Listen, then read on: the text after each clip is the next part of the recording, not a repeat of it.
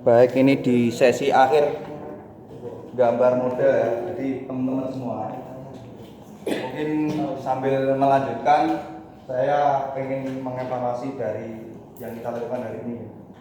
Jadi menggambar model dengan pose seperti ini sebenarnya bisa menggunakan garis-garis atau titik-titik kunci itu bentuknya segitiga tapi di dalam pikiran saja ya, dalam pikiran, atau kalau mau di pasang atau diaplikasikan di medianya juga nggak masalah. Jadi orang itu proporsinya sebenarnya di bagian pinggul sampai kepala ini jatuhnya itu setengahnya kaki, setengah kaki sampai sini ya, setengahnya kaki sampai sini. Kemudian kaki itu badan itu dari pundak ke pantat ke lutut itu segitiga teman-teman, segitiga. Kemudian kaki yang ini juga segitiga lagi. Lalu bagian di atas paha ini ada lengan busananya, ya tentunya dalamnya ada tangan ya. Ini juga segitiga. Berapa yang di pinggul sama di ketiak itu juga garis kontur segitiga seperti itu. Kemudian tampak depannya juga begitu, dari pundak ke perut atau ke selangkangan itu segitiga juga.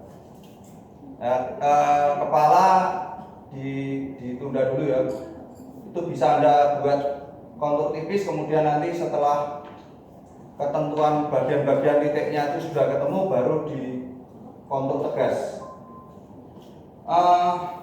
Lalu lengan baju itu di bagian pundak ke ketiak, siku sampai ke ujung baju itu juga ada draperi yang kecil-kecil banyak ya. Itu diambil yang garisnya paling gede atau paling kuat, itu juga segitiga seperti bertemu dari kiri ke kanan saling ketemu. Kemudian jika pinggangnya itu mungkin posenya itu agak ada gestur atau apa ya namanya, ada pose yang memang sengaja ada tarikan pundak, itu ada garis diagonal. Kemudian untuk wajah atau kepala itu kalau tampak depan lebih mudah, kalau tampak samping sedikit harus harus berimajinasi atau membayangkan bentuk kubis ya. Dibagi 6 nanti garis paling atas itu untuk kening, jadi mulai dari ubun-ubun ke alis. Lalu garis tengah atau dua bagian yang di tengah itu ujung hidung, dari alis ke ujung hidung. Tentunya di situ ada mata, juga ada lubang hidung, garis tengah. Kemudian bibir, dagu, dari ujung hidung sampai dagu itu juga dua bagian bidang. Jadi kalau dibagi 6 bidang situ. Dari samping juga seperti itu. Seandainya model kita terlihat telinganya, dari sudut mata yang tampak sampai ke depan telinga itu kira-kira itu seukuran mata, seukuran lebar mata. Jadi dua sudut kiri kanannya mata itu untuk menentukan seberapa mundur telinga. Tingginya telinga posisinya ditarik garis dari alis ke bagian atas telinga seperti itu. Kemudian aku coba pinjam satu hasil karyanya.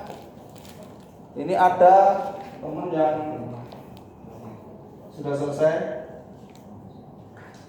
Ini teman ini pengalaman menggambar bentuknya masih perlu banyak belajar ya.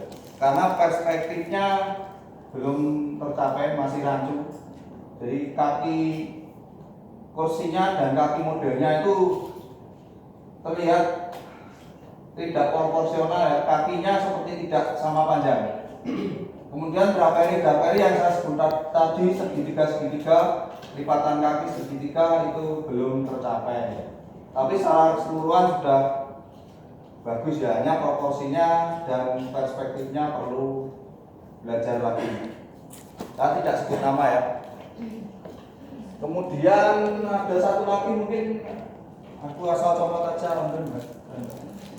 Ini cukup berhasil. Ini draperi juga dibahas segitiga, tapi ada tapinya sedikit ya. Di perspektifnya tempat duduk. Karena di sini tempat duduk juga diekspos. Ini perspektifnya masih kacau ya, masih rancu. Kemudian panjang tangan antara tangan kanan dan kiri masih terkesan yang jauh itu lebih panjang. Harusnya yang jauh itu terlihat lebih kecil dan lebih pendek. Seperti itu teman-teman, evaluasi hari ini bagi semua yang praktik gambar di sini. Ada pertanyaan?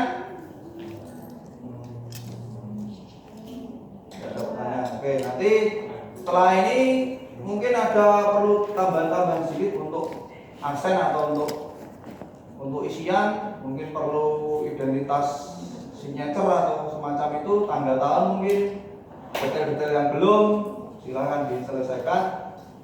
Dan hari ini mungkin setelah ini kita cukupkan ya teman-teman. Salam YouTuber cek-cek. Assalamualaikum warahmatullahi wabarakatuh.